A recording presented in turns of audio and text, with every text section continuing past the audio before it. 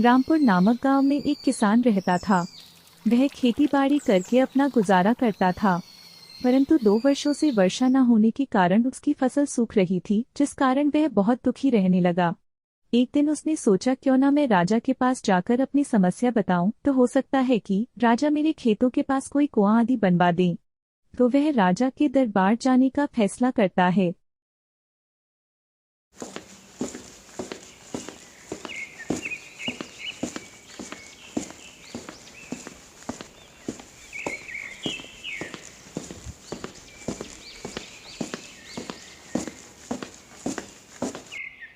क्या महाराज महल में है? मुझे महाराज से मिलना है। जब वह महल के द्वार पर पहुंचता है तो राजा के द्वारपाल उसको अंदर जाने नहीं देते। तो वह वापस आ गया और उसने अगले दिन फिर से जाने का फैसला किया। यह सोचकर वह अगले दिन फिर से चला गया, परंतु आज फिर राजा के द्वारपाल ने उसको अंदर जाने नहीं दिया। इसका कारण राजा का मंत्री था। राजा का मंत्री बहुत ही बेईमान व्यक्ति था। वह जनता से दुगुना कर वसूल करता और आधा कर खजाने में जमा कर देता और आधा कर अपने पास रख लेता, और इसका पता राजा को न लग सके, इसलिए वह प्रजा को राजा से मिलने नहीं देता था। और राजा बहुत बूढ़ा हो गया था, जिस कारण वह राज्य में भ्रमण नहीं कर पाता था। मंत्री जी, क्या राज्य में सब कुछ ठीक प्रकार से चल रहा है? जी महाराज, राज्य में सारी जनता एकदम सुखी जीवन व्यतीत कर रही है। मंत्री और सभी दरबारी मिलकर राज्य की कोई भी परेशानी की खबर राजा तक पहुंचने नहीं देते थे। जो भी दरबार में आना चाहता, द्वारपाल ये बोलकर मना कर देते कि राजा अभी महल में नहीं है।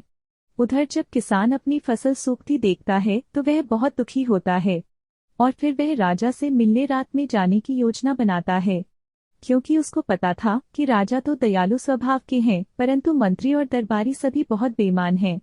तो अगर मैं राजा से मिलने में सफल रहा तो राजा मेरी बात अवश्य सुनेंगे।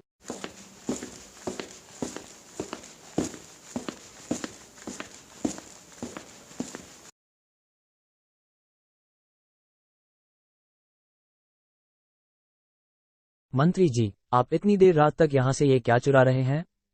जब किसान मंत्री को चोरी करते देख लेता है तो मंत्री सोचता है, अगर इस व्यक्ति ने मेरी शिकायत राजा से कर दी तो मेरा क्या होगा? नहीं नहीं, इसको ही उल्टा फंसा देता हूं। इसकी बात पर फिर कौन विश्वास करेगा? तुम कौन हो और रात में महल में कैसे आए हो? तुम चोरी करने आए हो? अभी रुको, मैं तुम्हें महल में चोरी करने की सजा दिलवाता हूं। सिपाहियों, पकड़ो इसको और बंदी बना लो। क्योंकि मंत्री के साथ साथ सभी सिपाही भी बेईमान थे, तो वे किसान की एक नहीं सुनते और किसान को बंदी बना लिया जाता है। महाराज, यह व्यक्ति रात महल में चोरी करते हुए पकड़ा गया है। आप इसको कड़ी से कड़ी सजा सुनाएं। अच्छा, हमारे महल में चोरी? तो महल में चोरी की एक ही सजा है, सजा ए मौत। क्या मंत्री जी आपके पास कोई सबूत है? अगर है तो इस व्यक्ति को कल को जनता के सामने फांसी की सजा दी जाएगी, ताकि कोई भी महल में चोरी करने की हिम्मत न कर सके। जी महाराज, मैंने और इन दोनों सिपाहियों ने इसको चोरी करते हुए देखा है। रात को किसान सोचता है कि कल को मरना तो है ही, तो क्यों ना मैं बचने की एक कोशिश कर लूं, क्योंकि मरने से बड़ी और कोई सजा तो है नहीं। अगर बच गया तो बहुत अच्छा, नहीं तो मरना तो है ही। अरे भैया, कुछ खाने पीने को मिलेगा क्या? मैं तो बेकसूर ही फंस गया।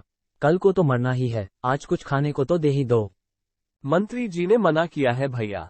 पता नहीं मंत्री जी तुम्हारे ऊपर इतना गुस्सा क्यों है, परंतु एक बात समझ नहीं आई, तुम इतनी रात को महल में करने क्या आए थे?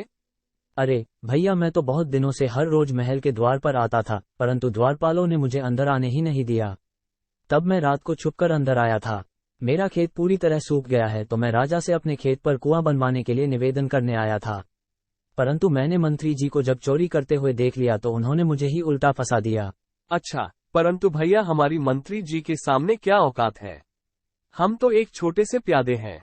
पर एक बात है, मंत्री जी बहुत चालाक है। उन्होंने आज तक महाराज को अपने ऊपर शक तक नहीं होने दिया। और तो और महाराज तो मंत्री जी पर बहुत ज्यादा विश्वास करते हैं। महाराज को तो लगता है कि मंत्री जी हमारे राज्य में सबसे ज्यादा ईमानदार हैं। अब महाराज तो बूढ़े हो गए हैं, कभी भी जनता से मिल नहीं पाते, तो उनको राज्य का हाल क्या मालूम। अच्छा चलो कोई बात नहीं, कल को जो होगा देखा जाएगा। किसान बहुत चतुर था। उसने सोचा जब राजा मंत्री पर सबसे ज्यादा विश्वास करता है तो एक युक्ति सोचता हूँ, और उसने रात भर में एक युक्ति निकाल ली।